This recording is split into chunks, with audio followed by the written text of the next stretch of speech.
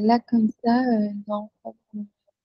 Ok, voilà, on étudie, on a fait ça, on avance dans le Rambam.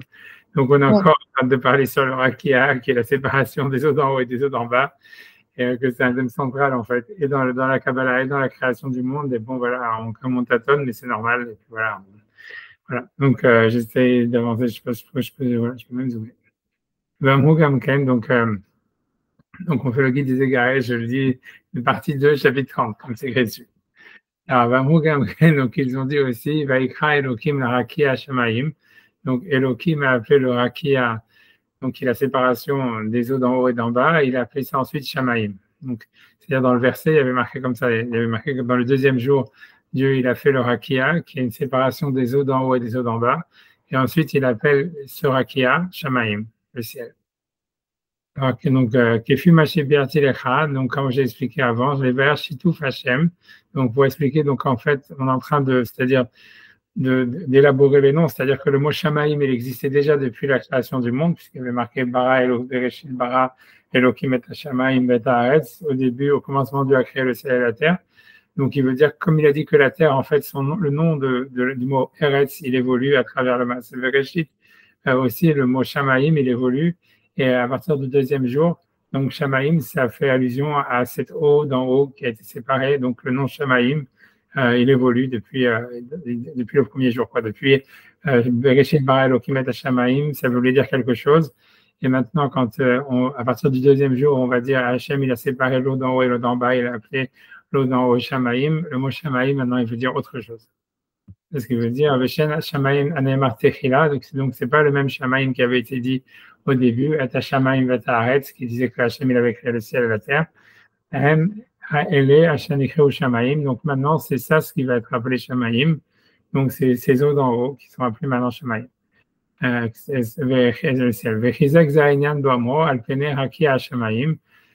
donc, il a renforcé ça dans le verset en disant, et il a mis, je pense que c'est le verset qui dit par la suite, et il a mis sur le rakia du ciel. C'est pour expliquer que même si Shamaim, il est appelé le Shamaim, tu vois, c'est contradictoire, mais c'est normal, on ne peut pas tellement comprendre plus que ça. C'est-à-dire que bien que le Rakia, il est appelé Shamaim, puisqu'il est marqué Elohim, si on peut 2 secondes, si on peut essayer de regarder les versets, 2 secondes, je vais essayer d'ouvrir une deuxième fenêtre, de regarder, de mettre le verset, tu vois, ça va quand même plus clair. Même pour moi, parce que y a une mémoire complètement défaillante, donc je me rappelle même plus là, je suis en train de dire ce screen, je ne vais pas chercher ce screen là, donc c'est pas grave. Qu'est-ce que j'ai fait, ce que j'ai fait, bon, c'est pas grave. Si je ne sais pas pourquoi c'est en train de partir sur ce là, attends 2 secondes. Voilà tout ce que je voulais faire. Moi, je voulais rester sur le Rambam au début, mais 2 secondes. Donc, j'imagine, on est chapter 1. Et si on scroll, voilà. Donc, ça veut dire revenons, puisque ça fait longtemps qu'on ne l'a pas fait. Je zoome un petit peu. Voilà. Donc, dans le deuxième jour, il y avait marqué comme ça, Vayomer. Donc, c'est le verset 6, Vayomer Elohim. Donc, Elohim a dit, Rakia Betoch Hamaim, qui est donc le Rakia à l'intérieur de l'eau. Veuillez Mavdil Ben Maïm la Maïm, et qu'il fasse une séparation entre l'eau et l'eau. A priori, ce serait l'eau d'en haut et l'eau d'en bas, comme on a parlé. Dans le verset 7, on dit Vayas Elohim, Elohim, il a fait le Rakia. Donc, après le Rakia, on ne sait pas exactement ce que c'est. C'est-à-dire une séparation. Est-ce que c'est, je ne sais pas, une membrane? J'en sais rien. C'est le cas, il a fait un Rakia. Vayavdel Ben Maïm Hashem Mitahad la Rakia. Et grâce à ça, il a fait une séparation entre l'eau qui était en dessous du Rakia, ou Ben Maïm Hashem la Rakia, et l'eau qui était au-dessus du Rakia. Et ensuite, on nous dit, Vaikra Elohim la Rakia Shamaim. Et Elohim, donc il a appelé le Rakia du Shamaim. D'abord, il a appelé le Rakia Shamaim. Donc, il a appelé Elohim Rakia Shamaim. Il a appelé le Rakia ciel. Vaillé rêve, vaillé boker. Et ce fut le soir et ce fut le matin.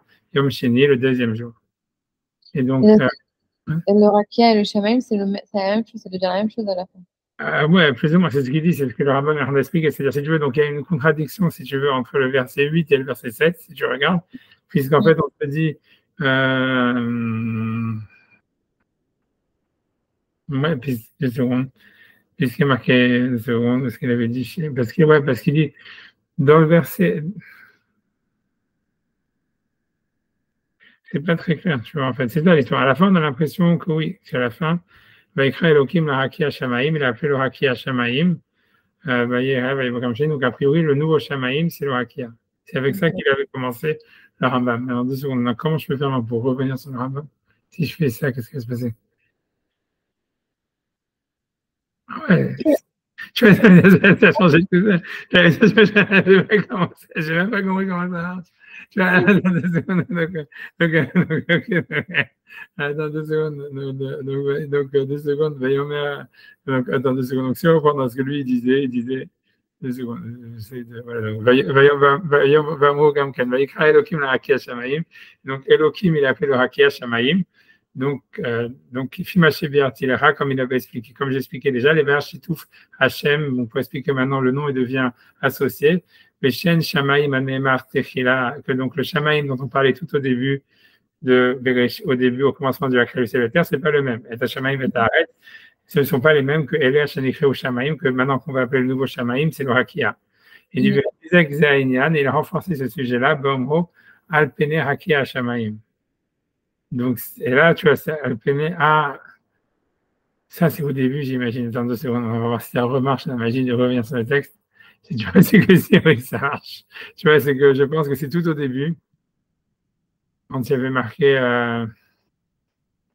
Non, il n'y a pas marqué. Marqué avant. Donc, de quel passage qui fait allusion? Je ne sais pas, 2 secondes. Je reviens sur ce truc. Je ne sais pas de quel passage il parle quand il dit ça, donc on va tricher ici. Il dit c'est dans le verset 20. Le verset 20. C'est bien plus tard. Okay. Je scroll.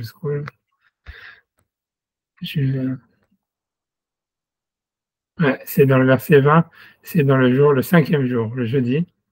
Il y a marqué Vayomer Elohim, c'est qu'Elohim a dit Shretsu Amaim, que donc ça c'est le 5e jour, que se multiplie, il pullule dans l'eau, Sheretz de Fatraya, ou que ça fasse pulluler en fait l'âme des âmes vivantes, je sais pas, la pullulation des âmes vivantes.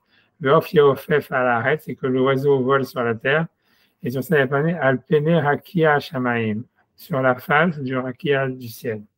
Donc, il dit, a priori, tu vois, donc je pense que là, le Rambam, il voit a priori une contradiction, c'est-à-dire si jamais le ciel, c'est le Rakia, puisqu'il appelait, dans le 2e jour, il a appelé le Rakia Shamaim, donc ça devrait être la même chose. Tu vois, comment est-ce qu'on peut dire Rakia Shamaim, le Rakia du ciel? Donc, il veut dire qu'on continue à jouer, en fait, sur les expressions, quoi. Ça rechange, ça réévolue. Finalement, à la fin, le Rakia aussi, il change. Après, le Shamaim, il change, il continue à évoluer encore dans la création du monde. Ce qui veut dire, c'est que le jeudi, le mot Shamaim, il va encore évoluer de ce que ça voulait dire lundi, quoi. C'est-à-dire, il y a Shamaim au moment de création du commencement, Shamaim va arrêter.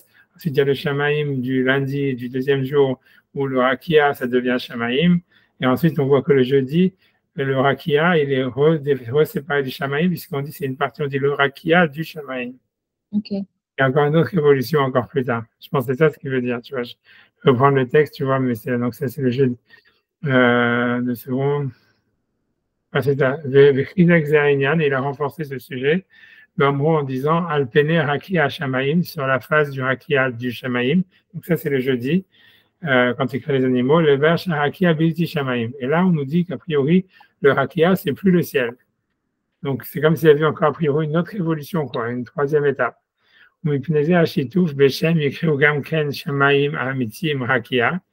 Mais dit malgré tout, tu vois, Shitouf Beshem, ça veut dire malgré tout, le nom reste associé.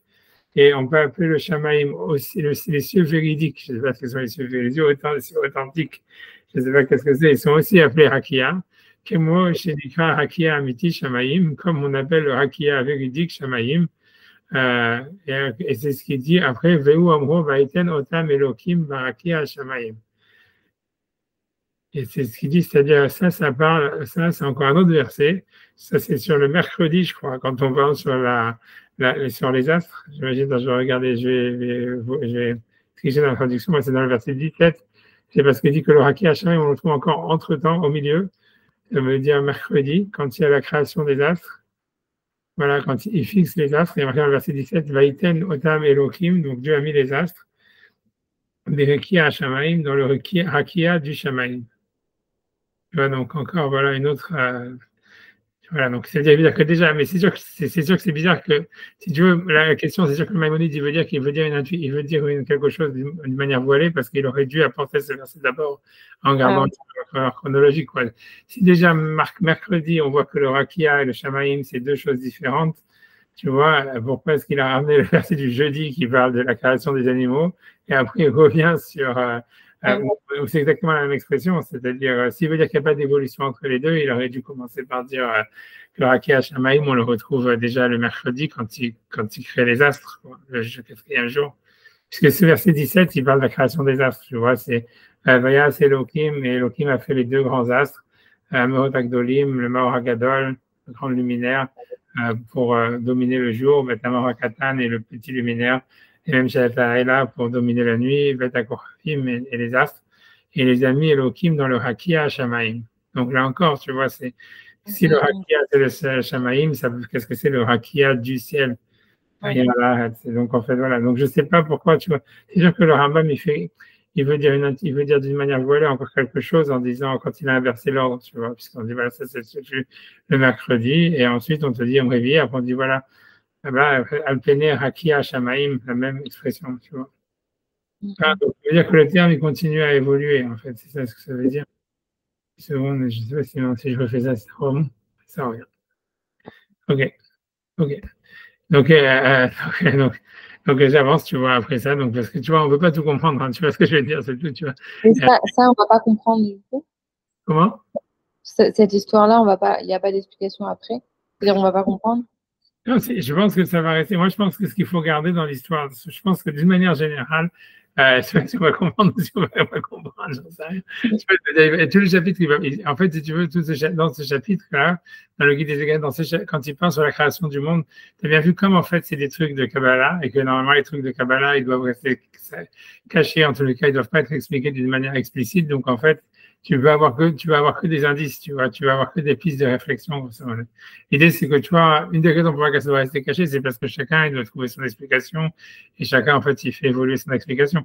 Mais l'idée de base, en tous les cas, ce qui est clair, moi, ce que je pense, en tous les cas, ce que j'ai compris clairement du début du chapitre, et que je pense que c'est ça qu'il est en train de développer dans tout le chapitre, c'est vraiment l'idée que dans la création du monde, il y a eu un seul mouvement créateur, comme quelqu'un qui plante des graines, et qu'après, chaque graine, en fait, elle continue à pousser, à donner une fleur ou une autre fleur, etc.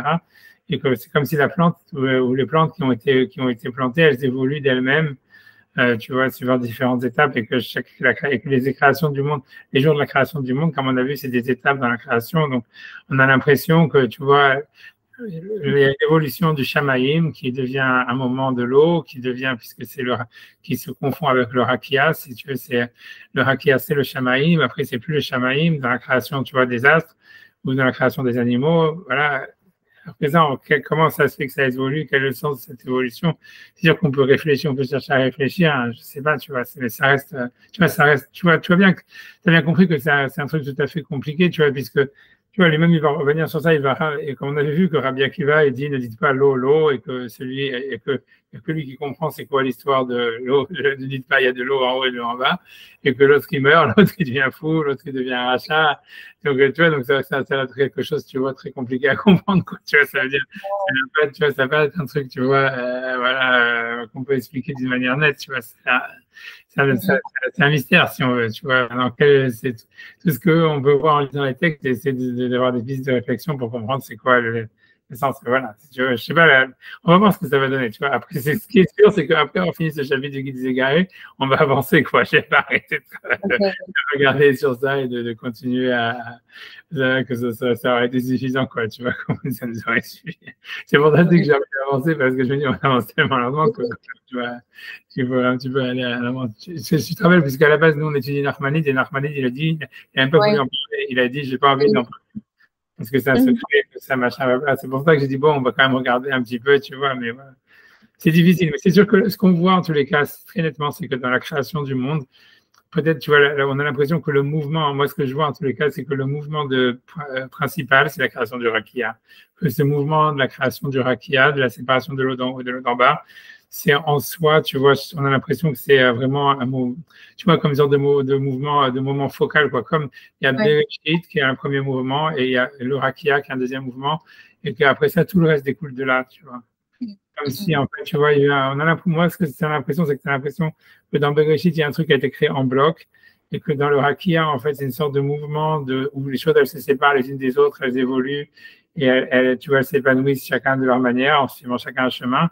Et qu'en fait, c'est entre ces deux trucs, c'est entre ces deux mouvements qui a eu lieu avant le premier jour et l'autre qui a lieu le deuxième jour, en fait, que tout se passe, quoi. Tu vois, après les autres trucs, en fait, ils sont comme on a l'impression qu'ils font que découler de ça, tu vois, de ce mouvement, etc. C'est ça ce que moi j'ai l'impression, tu vois, tu vois, en lisant les textes, puisque tu vois bien que Rabbi Akiva, etc., tout ce qui se demande, c'est quoi le rakia, c'est quoi le maïm, c'est quoi l'eau d'en haut, l'eau d'en bas, tu vois, on sent que c'est très central. Même lui, tu vois, on voit bien qu'il n'arrête pas de dire ça. Il dit, au début, tout a été créé en un bloc, et puis les choses, elles se séparent, et en fait, le mouvement spécifique de la séparation, c'est le rakia, tu vois, dans les autres jours de la création, on voit pas de séparation, tu vois. Y a pas, tu vois, c'est voilà, Dieu, il a créé les poissons, les animaux, les machins, les ragnagnas. Il n'y a pas une chose qui se sépare de l'autre. Alors que pour lui, dans Maïmonide, il dit que toute la création, c'est justement des choses qui se séparent les unes des autres. Donc, le seul moment où, en fait, il y a une chose qui a vraiment clairement la séparation, elle est marquée, c'est le rakia. Et on a l'impression que cette histoire de la création du rakia, c'est quelque chose de vraiment très, tu vois, universel dans la création du monde, comme le Maaseh Bereshit, comme le Bereshit, quoi. Et les autres, ça, c'est l'intuition, c'est l'impression que j'ai, tu vois, sans avoir de preuves derrière. C'est ce Ok. tu vois. Ok, Joe, donc j'avance en tous les cas. Donc, Divrei Idber, Gam Ken Beze, Amama, Mashekvar Idber Bemofet. Donc, on voit aussi de ce passage de la Torah, ce qu'on avait déjà prouvé avant, Miyat Akochavim Kulam, que c'est toutes les étoiles, Ve'ashemesh Vayareach, et le soleil et la lune, Tekuot Begalgal, ça veut dire qu'ils sont fixés dans le Galgal. Comme je te dis, c'est-à-dire que dans l'astronomie de l'époque, ils pensaient que le Galgal, c'était une sorte c'est l'espace, quoi. Tu vois, c'est comme l'espace, et que les astres, ils sont fixés dans l'espace, et que c'est l'espace qui tourne. Ok. Et en fait, tu vois, c'est vrai que tu vois dans la théorie d'Einstein, c'est aussi comme ça. Si tu regardes, tu vois, c'est pour ça, c'est moderne. Ça veut dire à un moment, tu vois, pendant ça, c'est ce qu'ils croyaient dans l'Antiquité. Pendant, tu vois, après ça, au niveau de la Renaissance, ils ont trouvé ça, tu vois, puisqu'à partir de Newton, ils ont commencé à penser que non, ça monte, tu vois, c'était la gravité et tous ces machins, et que l'énergie du mouvement, il venait des planètes. Et puis, donc, ça, pendant des siècles, tu vois, on a pensé que voilà, c'était n'importe quoi, c'était retardé. Et puis maintenant, c'est redevenu à la mode. C'est pour ça, quand tu fais l'histoire des sciences, en fait, tu vois que c'est vraiment, c'est en fait les grandes idées. C'est sûr que parce que je dis ça en profit de dire qu'Odélia, elle n'est pas là pour le dire, parce que ça, tu vois. Mais ça veut dire qu'en réalité, tu vois, tu vois, en réalité, si tu veux si tu veux les grosses tendances, tu vois, ça veut dire, tu vois, est-ce que l'énergie c'est de la matière, est-ce que tu vois d'où vient le mouvement, et tous ces trucs-là. En fait, tu vois que c'est des mouvements de va-et-vient dans l'histoire et que ça revient toujours. Tu vois, ça veut pas dire qu'on fait pas des découvertes ni rien, mais en fait, les orientations, les intuitions, c'est des sortes de, voilà, par exemple ici, est-ce que les planètes, l'énergie qui fait bouger les planètes, elle vient des planètes ou elle viendrait de l'espace? Tu vois, c'est encore aujourd'hui, si tu vois, Einstein, il a dit, voilà, en fait, c'est l'espace qui fait bouger les planètes, quoi, parce que, si tu veux, c'est comme pour lui, c'est comme une sorte de tissu et les trucs, tu vois, si tu veux, tu vois, ils font un creux dans l'espace et c'est les courbures de l'espace qui fait que les planètes, elles tournent. Et pas, en fait, une force de gravitationnelle qui vient du poids des planètes. Tu vois. Après, si tu veux, c'est ça l'idée du Galgal. Cette histoire-là, c'était déjà un débat, si tu veux, à l'Antiquité. Et Maïmonide, lui, prenait parti dans l'histoire que donc le Galgal, c'est l'espace, on va dire comme ça. Et ça s'appelle Galgal parce que ça tourne, parce que le Galgal, lui, il fait le mouvement, tu vois. Donc, pour eux, penser que le Galgal, il tourne, tu vois. A priori, même dans la théorie d'Einstein, c'est ça. L'espace, il est constamment en mouvement, en fait, tu vois. Et voilà. Et donc, les astres, ils sont dedans. Et que c'est ça ce qui fait bouger les astres. Veshen Rekud Baolam. Et qu'il n'y a pas de vide dans l'univers. OK. Venam al-Shetar Galgal, Kmo Shidmo Amon. Et voilà, et c'est pas que les étoiles elles bougent sur une surface vide ou plane et que leur mouvement il serait initialisé par leur propre poids. Quoi. On verra demain quand on aura ça avec Odélia comment ça va se passer. Quoi. Ah, je vois Parce que moi, je sais pas si, scientifiquement, je sais pas ce que c'est dit. j'ai pas entendu ce que tu as dit, j'ai pas entendu. Non, ça serait intéressant d'avoir son point de vue scientifique. J'espère. Non, je sais pas. Je pense qu'elle est elle est trop, tu vois, ça veut dire, elle est trop passionnée. c'est pas notre vague à être trop passionné, mais ça veut dire que c'est normal. Je comprends que quand quelqu'un, tu vois, ça veut dire il étudie, il fait un PhD ou tu vois de la postdoc dans l'astrophysique et tu lui parles des grosses lignes. Pour lui, ça lui paraît tellement archaïque de dire ah, il dit n'importe quoi, il dit n'importe quoi. Et je comprends que c'est vrai qu'à son niveau, je dis complètement n'importe quoi. Mais tu vois, mais je sais que ce que je dis, je sais que c'est pas faux non plus ce que je dis, voilà, parce que tu vois, c'est pas parce qu'en fait, tu vois, dans les détails, ça c'est très très différent, mais c'est que en fait, que dans les grandes lignes, c'est faux, tu vois. Ouais. Oh, peu importe, en tous les cas, j'avance, tu pourras écouter, j'enregistrerai, tu pourras écouter. Ok, on revient à nous, maintenant, Machita Hagaga, comme j'ai dit, moi, Monjamu, Berakia, Shamaïm, donc comme ils ont dit sur le Hakia du ciel, Velon Neymar, Hakia, Shamaïm, donc il n'y a pas marqué, puisqu'ils sont dans le Hakia, qui est dans le ciel, et pas sur le Hakia, grosso modo, donc les planètes. Elles sont en fait bougées par l'espace, par le Gagal. Bon, ça, c'est une parenthèse, j'imagine, qui veut dire ok. Donc, donc on a déjà expliqué chez Homer Echad, donc il y a en fait une matière, Ayam et Shutaf, ça veut dire à la base, il y avait une certaine matière qui s'appelait le Kirao Maim, qui était appelée eau. Et puisqu'il y avait au début Bereshit Bara, Elohim, Eta Shamayim, Veta Haaretz, il y a marqué Varet, Alato, Vavo, Vechocher, Al Peneterum. Et après, il y a marqué Veruach Elohim, Merachefet, Al Penamayim. Le souffle divin volait sur la surface de l'eau. Donc, il y avait déjà de l'eau bien avant, quoi. Donc, il y avait que de l'eau ou il y avait aussi la terre? Aussi la terre, mais tu vois, en fait, encore avec tout ça avec des guillemets, puisque si tu veux dans la création du monde, tu vois, c'est pour revenir encore, tu vois, dans la création du monde depuis le début. Parce que tu vois, c'est pour ça que c'est bien qu'on avance, parce que sinon, on oublie tout ce qu'on fait, tu vois, c'est difficile. Tu vois, c'est-à-dire que, tu vois, c'est comme, si tu reviens à la création du monde, regarde, tu vois, avant la création du premier jour, tu vois que c'est la lumière, tout ça, on te dit ça, on te dit, Bereshit bara Elohim et Hashamayim et Haaretz. Au début, tu vois, Elohim, il a créé le Shamayim et l'Haaretz. Et on te dit, Haaretz, c'était quoi? C'était Tohu, Bohu, bon, tu vois, des sortes de vides, on va penser, Rocher, que lui, il avait dit que c'était du feu, Alpeneterum, sur les abysses. Et donc, le thérum, déjà, c'est de l'eau, a priori, tu vois, mais plus que ça, après, c'est marqué le Ruach Elohim, et le souffle divin, mais Achefet, ça veut dire, elle voltait et volait, tu vois, Alpena Maïm sur la surface de l'eau. Donc, il y avait déjà de l'eau à la base, mais a priori, cette eau-là, encore une fois, c'est pas la même eau qu'on va retrouver plus tard dans le deuxième jour, où Hachem, il sépare l'eau d'en haut et l'eau d'en bas, et qu'ensuite, il sépare l'eau de la terre ferme. Donc, c'est pas la même eau. C'est ça ce qu'il veut dire. Donc, je reviens sur le texte. Donc, il dit, donc, il y avait déjà donc une eau, donc et que cette eau-là qui était soit partie de la terre ou pas partie de la terre, puisque, comme tu as raison, au début, il y a marqué Shamaim Vaaretz, et après l'eau, a priori, elle est prise comme une description de la terre, a priori.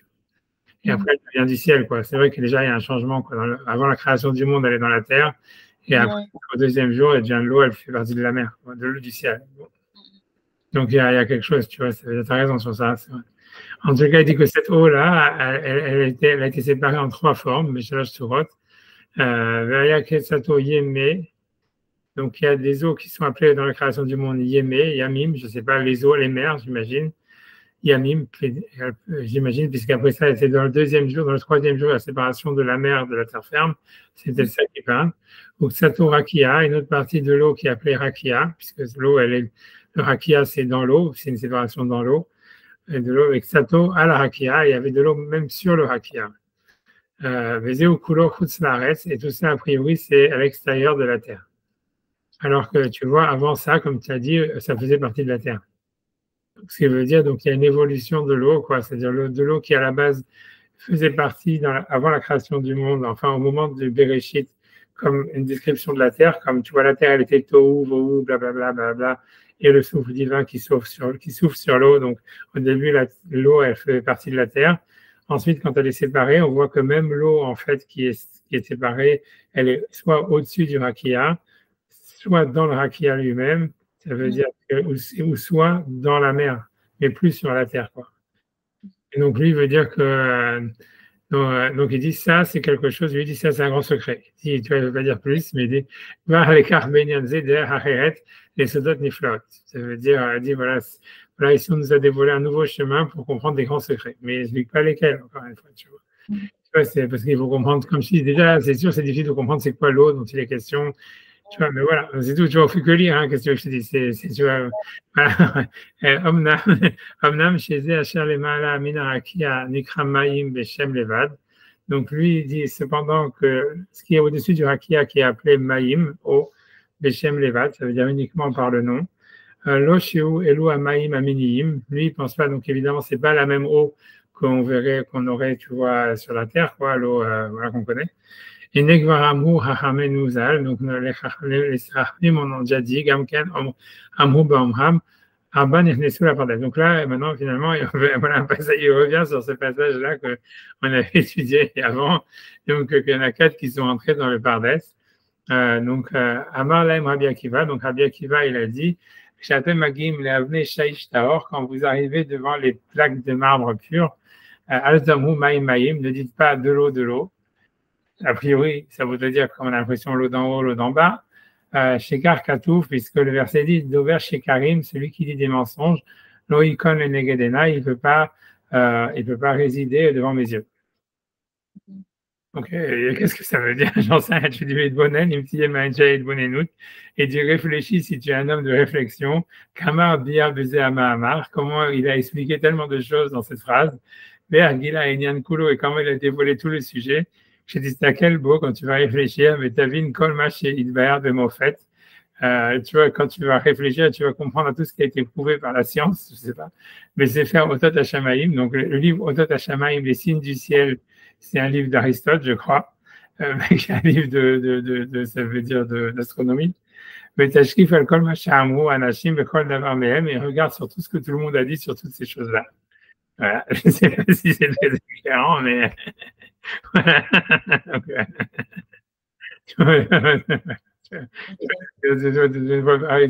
En météorologie, ça s'appelle, ils ont traduit la météorologie. Et voilà. Ok, donc, on avance, tu vois, ça veut dire, qu'est-ce que je te dis, tu vois, je ne sais pas quoi dire d'autre, tu vois, c'est difficile. C'est pour ça, moi, pendant longtemps, j'ai pensé que le Rakia, le Rambam, il voulait dire par là que le Rakia, c'était quelque chose, tu vois, c'est ce qui faisait l'évaporation de l'eau, tu vois. Et que, en fait, ça serait, tu vois, c'est tout. Ça veut dire que ça, c'est possible. Ça veut dire, tu vois, c'est très difficile. Tu vois, est-ce que c'est une énergie qui fait que l'eau elle s'évapore? Tu vois, est-ce que tu vois, c'est pas évident. Tu vois, ça veut dire jusqu'à maintenant, ça veut dire, il y a plein de mystères hein, jusqu'à aujourd'hui. Tu vois sur parce qu'il parle des 3 états de l'eau de la terre, l'eau, tu vois, du ciel. Tu vois, parce on peut, quand il parle des 3 états de l'eau, ça peut être, tu vois, l'eau solide, l'eau gazeuse et l'eau liquide. Tu vois, et jusqu'à aujourd'hui, il y a plein de choses qu'on ne sait pas expliquer. Je pense que tu vois, que l'eau bouillante, elle glace plus vite que l'eau. Par exemple, tu vois, c'est un des exemples qu'on ne sait pas encore expliquer, c'est que l'eau bouillante, elle va glacer plus vite que de l'eau tiède. Ça, il y a plein d'expériences sur YouTube sur ça que tu vois, si tu regardais les mecs qui sont dans, ouais, non, je sais pas, il faudra avoir de la Wikipédia, mais je sais que c'est un truc qu'on ne sait pas comment c'est possible, comment ça se passe, mais c'est en fait, tu vois, c'est-à-dire, il y a plein, je sais pas, il y a plein de vidéos YouTube, tu vois, à Montréal, où des mecs, quand il fait moins de 40, ils prennent de l'eau bouillante, ils la jettent, et puis elle glace sur place, tu vois, alors que si jettent de l'eau tiède, ça glace pas. Enfin, tu le vois, ça veut dire, le point de, tu vois, et même le point de, ça c'est pour la solidification de l'eau, il y a plein de mystères, mais même pour l'état gazeux, quoi, c'est-à-dire, quand l'eau, elle passe à l'état gazeux, c'est pas uniquement lié à la température, c'est lié, en fait, aussi à l'altitude, tu vois, l'eau elle arrive à ébullition en altitude à un autre niveau, à beaucoup plus vite qu'elle arrive dans tu vois, quand la pression elle est basse. Et jusqu'à maintenant, c'est pas très clair en fait. Tu vois tout. Donc, est-ce que ça serait ça le rakia? Ça veut dire cette énergie, tu vois, qui fait, tu vois, qui transmet, tu vois, qui fait que voilà, qui serait présente encore jusqu'à tout le temps dans la création du monde, où il y a un changement, tu vois, d'état. Je sais pas, tu vois. Tu vois, c'est tout, je sais pas. Pour moi, ça restait pas clair, tu vois, je sais pas exactement. C'est ça, et je sais pas du tout non plus, tu vois, ça peut demander à Odélia, est-ce qu'il y a de l'hydrogène dans l'espace? J'en sais rien non plus aussi, tu vois. Donc, Non, mais j'avais lu quelque chose comme quoi il y avait des glaçons, je sais pas quoi, quand il y avait des trucs glacés, de l'eau glacée, quoi. Ils ont découvert ça. vas-y. Je vais pas demander à Odélia. On verra, je te dirai demain, on verra. Mais tu vois, mais voilà, mais en tous les cas, ça reste toujours le point est que ça resterait voilà, pas clair, quoi. Mais bon, c'est pas grave, tu vois, ça veut dire, comme je dis, c'est comme ça qu'on étudie la Torah. Tu vois. La Torah, c'est pas fait pour être clair, c'est-à-dire que l'idée, c'est que, c'est pas que ça doit être resté nébuleux et pas clair, mais c'est-à-dire que l'idée, c'est que voilà, c'est que tu apprends maintenant et puis après, tu vois, un jour, tu vas dire, ah, ça, c'est comme ça. Machetza, donc il dit Machetza, j'étais d'ailleurs, c'est-à-dire ce qu'il faut savoir et qu'il faut encore ça veut dire se garder un éveil dessus. C'est la raison, comment ça se fait que, donc pour laquelle, pour le deuxième jour, c'est-à-dire le lundi, c'est le seul jour où il n'y a pas marqué Kitov. Comme on a vu déjà. Ah oui. Ouais, tu vois.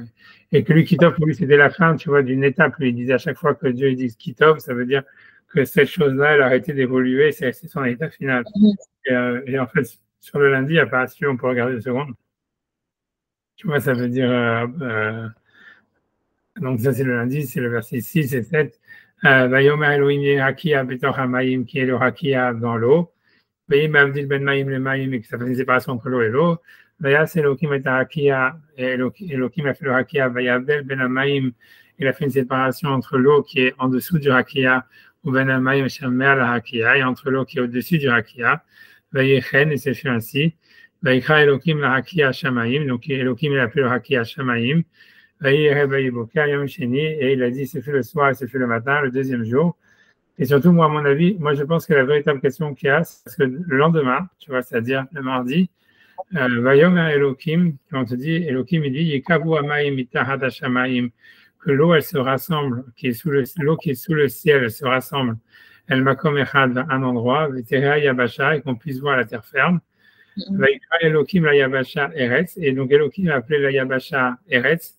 Donc, tu vois encore est-ce qu'il change de nom. Le mikveh amayim karayamim, et sur le mikveh, je sais pas comment dire, tu vois, l'étendue d'eau, on va traduire, j'en sais rien, tu vois, le rassemblement des eaux, il a appelé yamim, les eaux, les mers.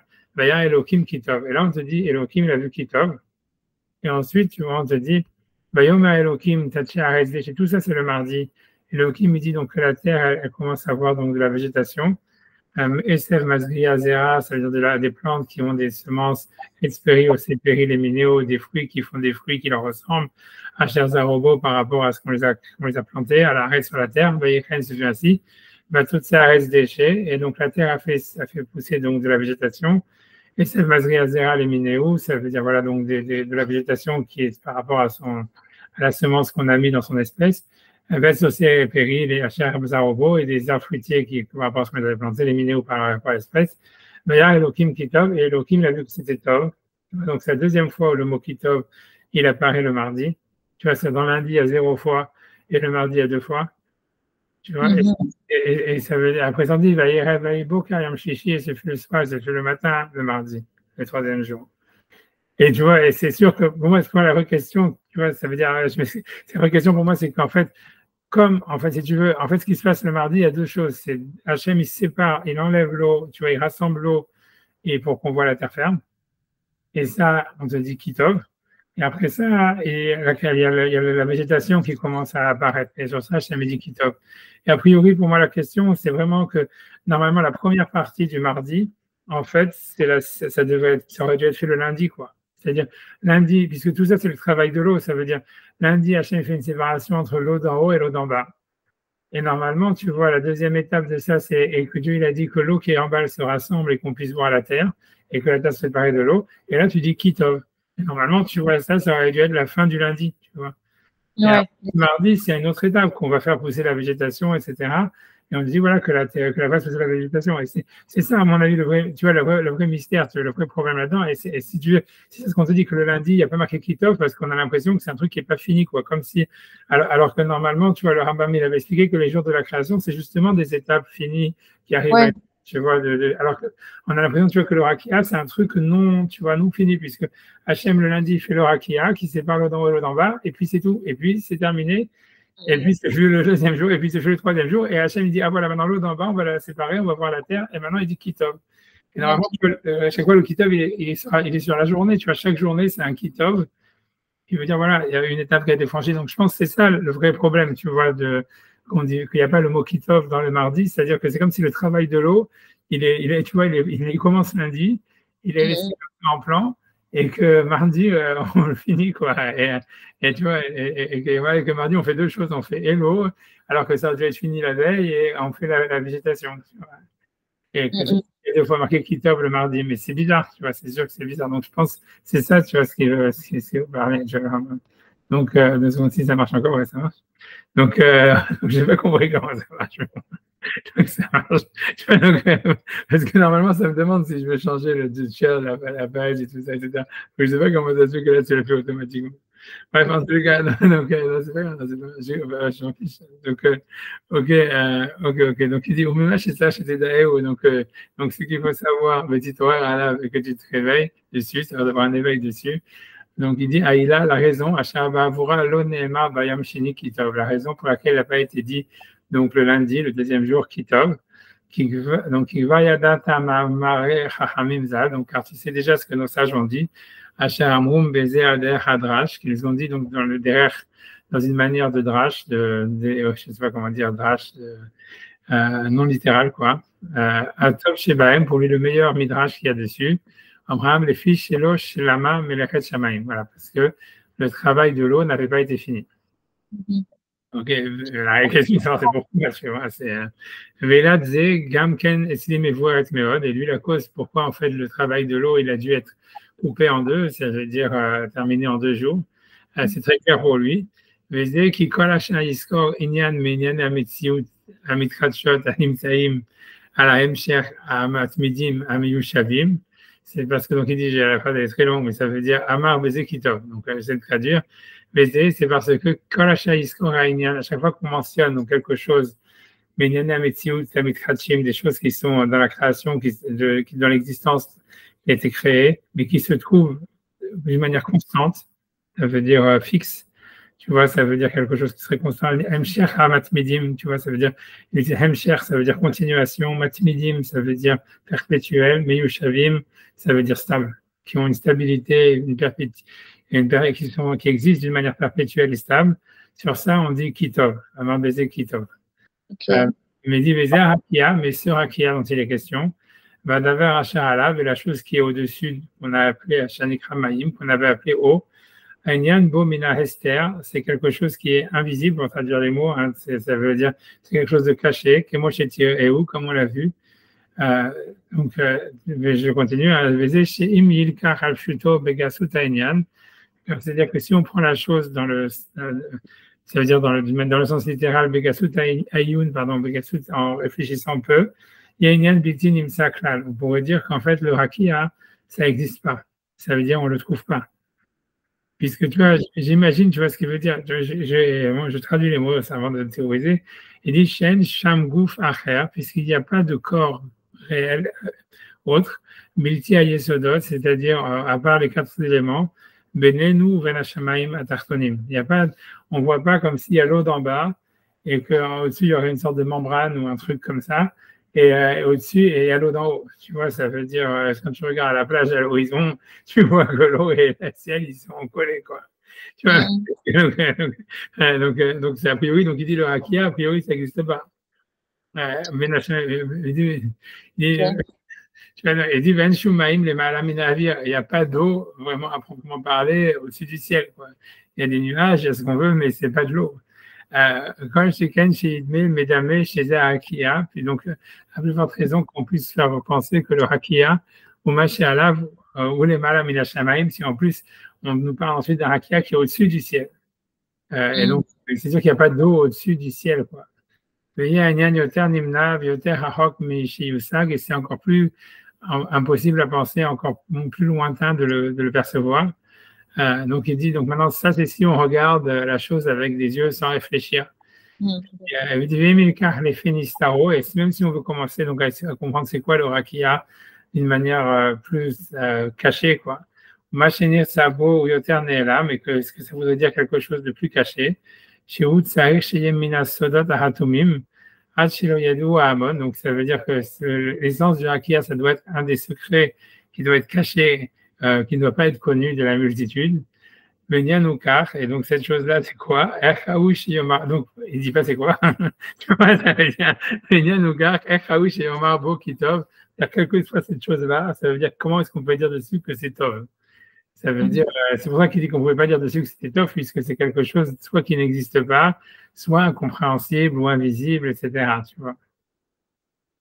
Tu vois, mais moi je pense que c'est vraiment la force de moi, je pense que c'est Pour moi, ça veut dire, moi, comme tel qu'il décrit, moi, j'ai plus l'impression que le Rakia, c'est vraiment comme, tu vois, c'est le principe de conservation des énergies, tu vois, c'est-à-dire que voilà, que quand il y a, tu vois, c'est que je sais pas comment expliquer, tu vois, c'est que si tu veux, toutes les énergies, tout, c'est-à-dire que dans la physique, tu vois, tout se conserve, tu vois, c'est comme je dis, c'est l'ébullition de l'eau, c'est tous ces machins-là, c'est en fait, tu vois, il y a des échanges, tu vois, entre les choses, quand tu fais une réaction chimique, une réaction thermique, une réaction physique, qui fait que l'énergie de base, elle reste égale tout le temps, sauf que tu vois, elle se transforme en différents états, tu vois, c'est-à-dire comme tu as l'ébullition de l'eau, comme quand tu vas faire, comme quand il y a un choc, tu vois, en physique, où tu vois les trucs qui vont dans différentes directions. Mais tu vois, c'est-à-dire le fait même que les énergies, elles se conservent, et que tu vois que si tu veux, les atomes ou tout ça, en fait, même quand il y a quand tu brûles quelque chose, en fait, les atomes, il reste le même nombre d'atomes, sauf que ça se semble différemment. Tu vois, tous ces trucs-là, en fait, c'est que c'est ça, moi, ce que je pense, c'est ça le rakia, c'est la capacité à la matière, à, tu vois, en fait, tu vois, ça veut dire à évoluer à travers des mélanges, tu vois, ou des mélanges, ou des, tu vois, ça veut dire des expériences, des trucs comme ça. Moi, j'aurais dit que c'était ça le rakia, puisque comme lui met ça en opposition à tout ce qui est stable et permanent et constant, en fait, tu vois, on voit bien que c'est ça ce que ça veut dire. C'est-à-dire que on voit bien que par exemple, une pierre, ça reste une pierre. Mais en fait, tu vois, ça veut dire que aussi, dans la nature de la pierre, que tu vois, en fait, elle se décompose, elle se truc, tu vois, elle est biodégradable, si on veut. Tu vois ce que je veux dire? Et tout est comme ça. Ça veut dire les choses, elles sont ce qu'elles sont, mais elles sont en même temps biodégradables. Elles échangent avec leur environnement au niveau Oui, physique, etc. Et moi, je pense, et donc dans ce sens-là, tu vois, c'est comme, ouais, tu vois, c'est pas, on parle comment est-ce que nous on mange, quoi. Ça veut dire on mange quelque chose, bah, ça fait partie de nous à la fin, tu vois, ça rentre dans notre corps. Donc à la base, tu vois, tu as des cornflakes, et puis tu as toi, et puis en fait, toi, tu restes toi, les cornflakes, ça reste des cornflakes, mais n'empêche que quand tu manges des cornflakes, à la fin, tu vois, les cornflakes, ça devient toi, quoi. Et il y a une partie des cornflakes qui va sortir de toi, une partie de toi qui part avec tu vois, quand tu digères les cornflakes, quoi. Et donc, je pense que ça, c'est là qu'il y a, tu vois, c'est cette idée-là qu'en fait, les choses, elles gardent leur essence, ou elles se transforment dans leur essence tout en communiquant les unes avec les autres. Et qu'il y a une sorte d'instabilité, tu vois. En fait, ça serait la possibilité d'évoluer et de créer une instabilité dans la matière. Moi, j'aurais dit, tu vois, que c'est ça là qu'il y a, tu vois. Mais c'est pour ça qu'on ne peut pas dire dessus que c'est Kitov, parce que c'est justement le contraire d'un état stable, puisque lui dit que Kitov, c'est quand quelque chose, il atteint ça veut dire ça veut dire son développement ultime, son développement, ça veut dire son évolution à laquelle il reste attaché. Et en fait, on te dit, ouais, le Hakya, c'est justement l'opposé de ça. C'est le truc qu'il y a toujours, en fait, et que pour le monde existe, il fallait ça, il fallait que le deuxième jour, on crée une sorte de possibilité et de nécessité pour toutes les choses de l'univers à s'entrechoquer, à s'interpénétrer, tu vois, voilà, comme, moi je pense que c'est ça comme l'eau, tu vois, qui s'évapore, qui solidifie, etc., qui est constamment, en fait, en mouvement, quoi, qui est constamment, tu vois, en train de montrer entre l'eau d'en haut et l'eau d'en bas, c'est justement, il n'y a pas de séparation, comme il dit, il n'y a pas de membrane, il n'y a rien, c'est l'eau de la mer, elle va sûrement s'évaporer vers le ciel à un certain moment, et ça devient le ciel, et puis après, il y a de l'eau qui se condense et qui vient de la mer.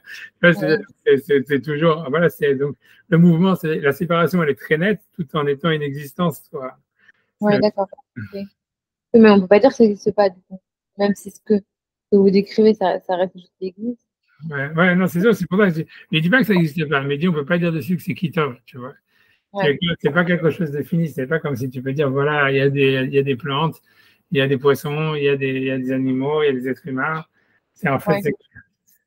Et pourquoi l'association de bien avec fini? Enfin, pourquoi est-ce que quelque chose qui n'est pas fini, ça serait pas, on pourrait pas dire que c'est bien? Ça reste pas.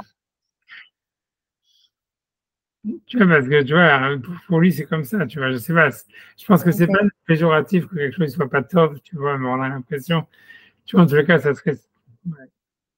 Tu vois, ça veut dire, ouais, ça veut dire bien, en tous les cas, c'est ce qu'il met comme, c'est ce qu'il pense comme truc. Il dit que voilà, que chaque chose, à chaque jour, à la fin, il est marqué Kitov, à part le lundi. Et en fait, on voit que c'est chaque chose, c'est une étape, comme pour toujours avec son histoire, que dans le Bereshit, il y avait une seule plante, où il y avait une seule graine, ou une graine, tout était planté en tous les cas dans un seul mouvement, et chaque chose, elle évolue par rapport là où est-ce qu'elle doit évoluer. Et ça, c'est Kitov parce qu'elle atteint son stade d'évolution au final. En fait, pour cette partie de la création, évoluer plus, c'est pas possible, ou D'accord. c'est Ouais. négatif. Mm.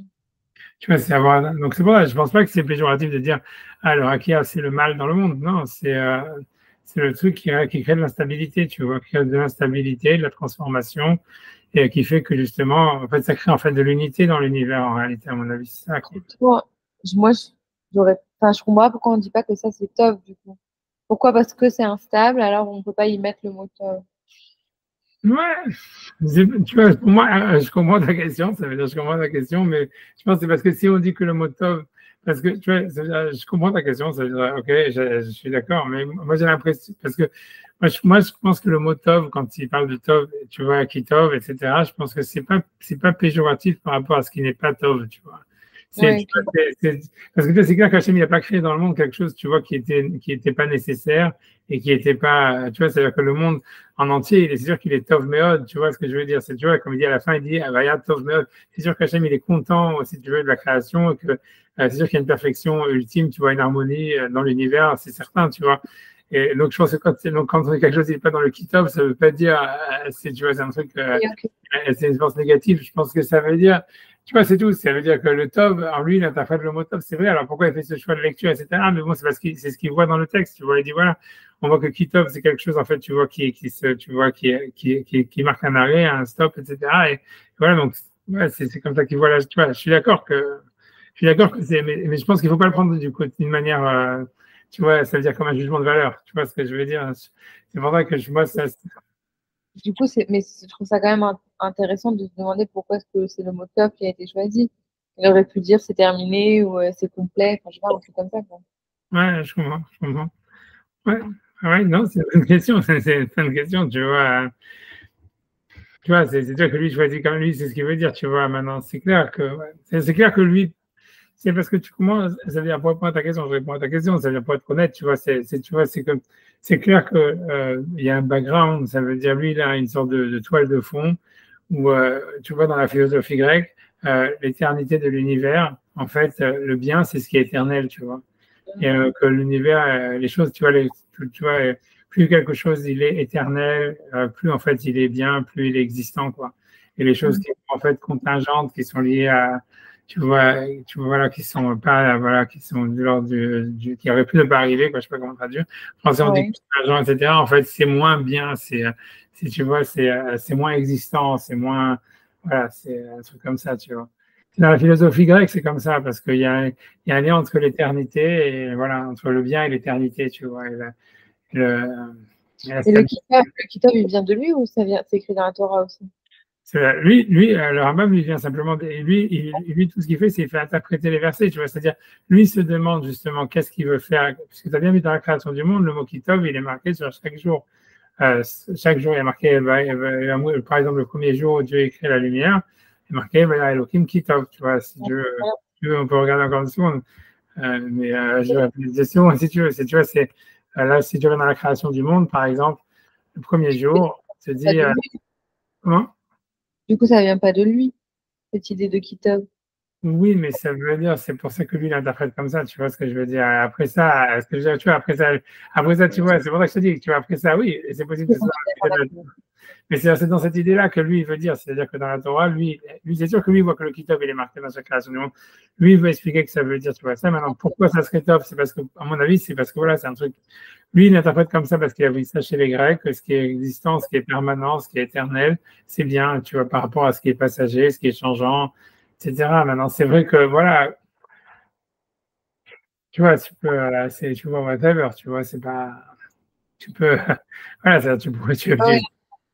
c'est sûr que tu vois, des enfants, moi, c'est sûr, mais lui, il vient interpréter, lui, c'est comme ça qu'il interprète les versets. Maintenant, toi, t'as demandé pourquoi. A priori, parce que, ouais, c'est sûr que moi, je t'ai dit que lui, le Maïmonide, il le pense comme ça, à mon avis. Maintenant, tu vois, est-ce que c'est vrai, est-ce que c'est pas vrai, tu vois, est-ce que quelque chose qui est changeant, c'est moins existant que quelque chose qui est permanent?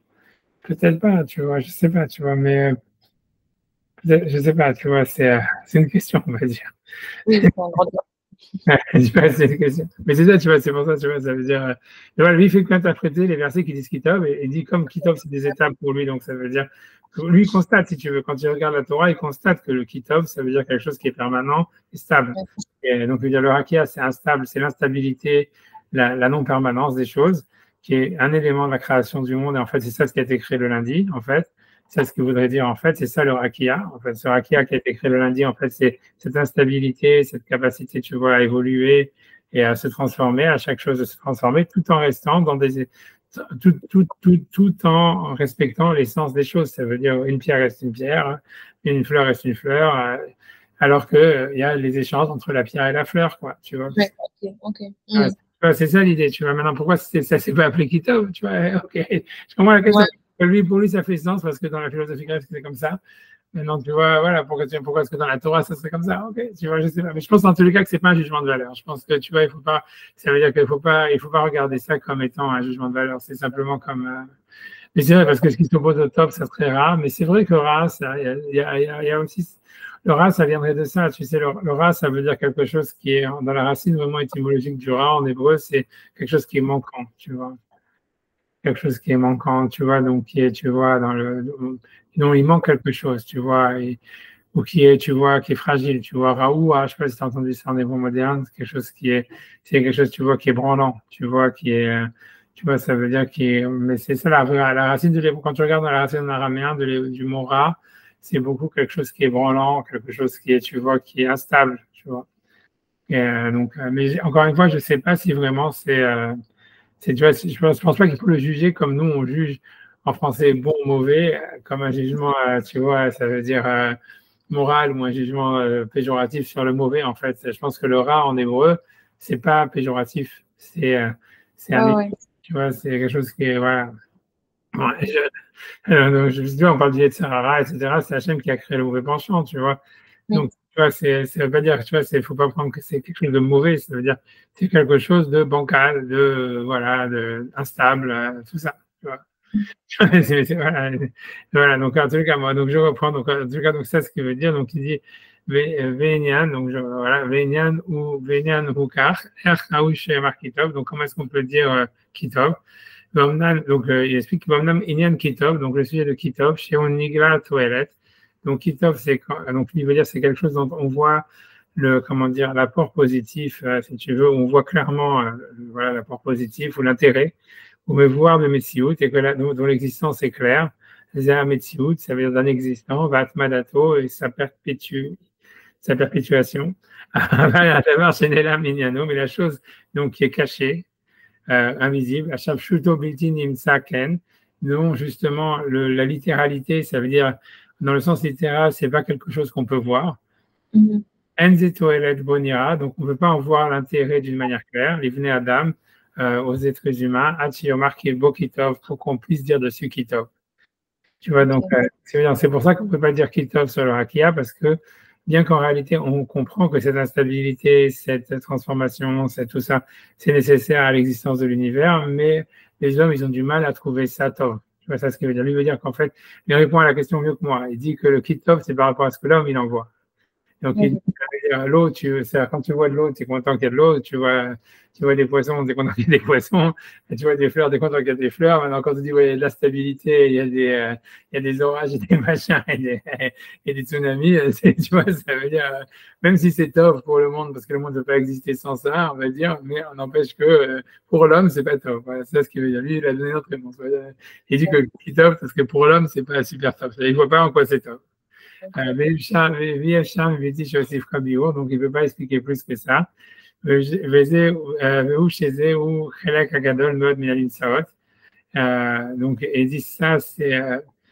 il dit ça si c'est une grande partie de ce qui existe, j'imagine. Donc, tu vois, moi, j'ai l'impression que cette instabilité, etc., en fait, moi, je pense que c'est quelque chose qui se retrouve, en fait, dans toute l'existence. Tu vois, et notre tachlit mechouné, les himachach hametziut. Donc, c'est pas un but qu'on peut, mechunat, Yamshik Hametziouch, parce qu'il y a pas Mechonat, ou moi j'aurais dit Mechouné. C'est pas un but qu'on peut appeler comme quelque chose qui est là pour faire perdurer l'existence ou qui fait perdurer l'existence. Chez Omar Bokitov, qu'on puisse dire dessus Kitov, Aval voilà, mais c'était quelque chose qui était nécessaire d'exister. Ça veut dire voilà, que cette instabilité, tout ça, c'est nécessaire, c'est nécessaire que ça existe. Qui était égalé à Arrête pour que la Terre puisse exister, qu'elle soit dévoilée. Et comprend ça. Je vais essayer de comprendre un petit peu, d'avancer. Donc maintenant, donc je pense que là, il en a assez avec le rakia et donc il va parler maintenant sur la végétation. Alors, on va chez ça, chez les Daïou, donc ce qu'il faut encore savoir, chez Hachamim, Gvar Biyahu, chez Asavim, Baïlanot, et ils ont donc déjà expliqué que les herbes et les arbres, Hachem Minaretz, qu'Akadosh Baruch Hu a fait pousser de la terre, Amnam Itzmicham Ahar Shemtir Alehem. A priori, il les a fait pousser qu'une fois qu'il n'y avait plus dessus. Donc ça se voit pas, parce que tu vois, la création du monde, elle est marquée deux fois. Elle est marquée, donc, la première fois, comme on est en train de la faire maintenant, mais ensuite, il y a une récapitulation, une deuxième création du monde, où c'est un autre scénario complètement, tu vois. Ça veut dire, et là-bas, si tu veux, la terre, tu vois, ici, tu vois, c'est Dieu, il fait pousser la plante, les plantes, elles poussent de la terre, tu vois, comme ça, tu vois, c'est-à-dire, Tachia et déchets, mais dans le deuxième scénario, qui est dans le chapitre bête, ou c'est dans le chapitre 2 de la création du monde, si tu veux, ouais, je peux scroller là, je vais ouvrir sur la création du monde, et tu vois, si tu scrolles, tu vois, tu as les 6 jours de la création, tu as le Shabbat, machin, blablabla. Et après ça, tu vois, après le Shabbat, tu vois, des secondes, je scroll. Voilà. Donc, tu vois, là, on est dans le chapitre 2, verset 3. On est après le Shabbat. Amen, Dieu a béni le 7e jour et l'a sanctifié parce que ce jour-là, il s'est arrêté de tout son travail. Et ensuite, on te dit dans le chapitre 4, dans le verset 4, on te refait la création du monde, un deuxième récit qui n'a rien à voir avec le premier. Et tu vois, on te dit, tu vois, et les soldats, à Shamaïm, voici, si tu veux, les engendrements du ciel, de la terre, Behi Be'aram, quand ils ont été créés, Beyom Asot Hashem Elohim Eretz Shamaïm, le jour où Hashem a fait le ciel, la terre et le ciel. Et là-bas, tu vas te dire, on est bien en faisant, on y arrivera, même si on avance comme des ordures, on y arrivera. Je pour se dire que tu vois, en fait, si tu veux, il y a une récap de la création du monde, qui est une deuxième version, tu vois là que ça va être dans les commentaires encore un gros problème, qu'est-ce que c'est cette deuxième récap et tout ça, etc. Tu vois d'où l'histoire des deux hommes, des deux femelles, parce que si tu veux, dans la première création du monde, elle est créée directement, elle n'est pas créée à partir de la côte d'Adam, tu vois. J'ai jamais entendu. Si tu veux, regarde, bon, je suis un hors-piste, mais non, c'est pas la façon, j'ai bien te fini. On peut le faire plus tard, si c'est un truc qu'on voit plus tard, mais c'est. Non, comme je suis déjà rentré là-dedans, parce que lui, il rentre là-dedans, je suis obligé. De toute façon, je ne vais pas aller tellement plus loin dans le rabat. Dans 5 minutes, j'arrête.